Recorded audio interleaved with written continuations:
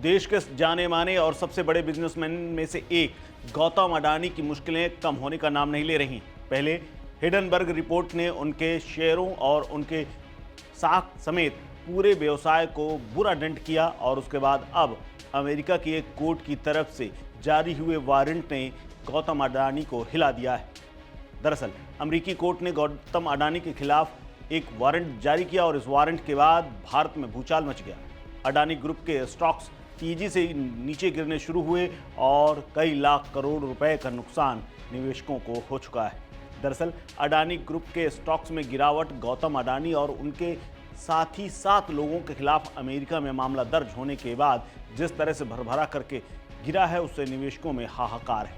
दरअसल New York federal court ने solar contract के लिए करोड़ों की रिश्वत देने के मामले में यह मुकदमा दर्ज किया है और वारंट जारी किया है। दरअसल अंतर्राष्ट्रीय निवेशकों को गुमराह करने के आरोप में गौतम अडानी को दोषी ठहराया गया है। इन आरोपों के बाद अडानी एंटरप्राइजेज ने बॉन्ड के जरिए 60 करोड़ डॉलर जुटाने की योजना को रद्द कर दिया है। इसके अलावा अडानी बॉन्ड के दाम भी करीब 20% तक नीचे गिर गए हैं।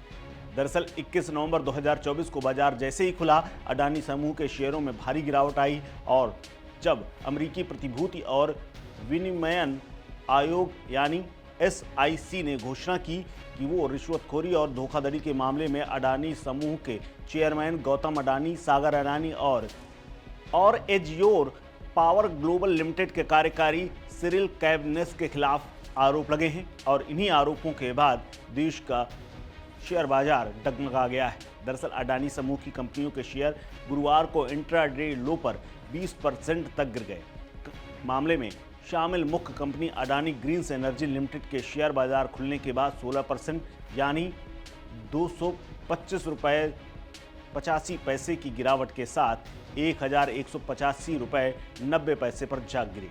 इस बीच अडानी समूह की प्रमुख कंपनी अडानी एंटरप्राइजेज लिमिटेड के शेयर 10% यानी 282 रुपये की गिरावट आई और ये 2538 रुपये 20 पैसे तक पहुंच गया। इसके अलावा SIC ने गौतम अडानी, सागर अडानी और एजियोर पावर ग्लोबल लिमिटेड के कार्यकारी सिरिल कैबनेस पर अमेरिकी निवेशकों को गुमराह करने के आरोप लगे थे और इसी पर यह मुकदमा दर्ज हुआ है, जिसके बाद भारत सरकार के साथ बड़े पैमाने पर रिश्वतखोरी के योजना के आरोप लगे हैं।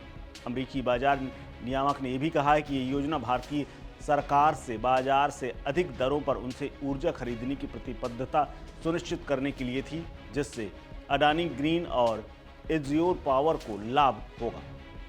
SIC ने यह भी कहा है कि कथित योजना के दौरान अडानी ग्रीन्स ने निवेशकों से 750 मिलियन डॉलर से ज़्यादा की अमेरिकी निवेशकों से यानी 175 मिलियन डॉलर जुटाए और इसके साथ ही एजियोर पावर के शेयर का न्यूयॉर्क स्टॉक मार्केट में भी कारोबार किया गया। इसके अलावा SIC की शिकायत में स्थायी निषेधता, नागरिक दंड और अधिकारी और निदेशक प्रतिबंध की मांग की गई। यानी मुश्किलें बढ़ गई हैं और अडानी ग्रुप अब अमेरिका में बिजनेस कर पाएगा या नहीं, ये भी अंधेरे में है क्योंकि उनकी साख को बड़ा धक्का लगा है। इसके अलावा SIC के प्रवर्तन प्रभाग के कार्यवाहक निदेशक संजय बाधवा ने यह कहा है कि जैसा कि आरोप लगाया गया है, गौतम और सागर अडानी ने अमेरिकी निवेशकों को एक पेशकश प्रक्रिया के माध्यम से अडानी ग्रीन्स बॉन्ड खरीदने के लिए प्रेरित किया और जिसमें न केवल यह गलत तरीके से प्रस्तुत किया गया कि अडानी ग्रीन्स के पास एक मजबूत रिश्वत विरोधी अनुपालन कार्यक्रम है, बल्कि यह भी कहा गया कि कंपनी के वरिष्ठ प्रबंधक ने रिश्वत नहीं दी है और न ही देने की कोई वादा या कोई पेशकश की और सिरिल कैबनेस ने एक अमेरिकी सार्वजनिक कंपनी के निदेशक के रूप में काम करते हुए अपने अंतर्निहित रिश्वतखोरी योजना में भाग लिया है। उन्होंने आगे कहा कि हम वरिष्ठ कारपोरेट अधिकारियों और निदेशकों समेत व्यक्तियों का सख्ती से पीछा करना और उन्हें जवाबदेह ठहराना जारी रखेंगे। हम इसका पूरा फॉलोअप करेंगे। जब वो हमारे प्रतिभूति कानूनों का उल्लंघन करते हुए पाए जाएंगे तो कार्रवाई भी की जाएगी। यानी अडानी ग्रुप के न सिर्फ शेयर गिरे हैं बल्कि साख भी गिरी है और इसका असर पूरी दुनिया के मार्केट में भी देखा जा सकता है। इस खबर में फिलहाल इतना ही। अपडेट्स के लिए बने रहिए वन इंडिया हिंदी के साथ। नमस्कार।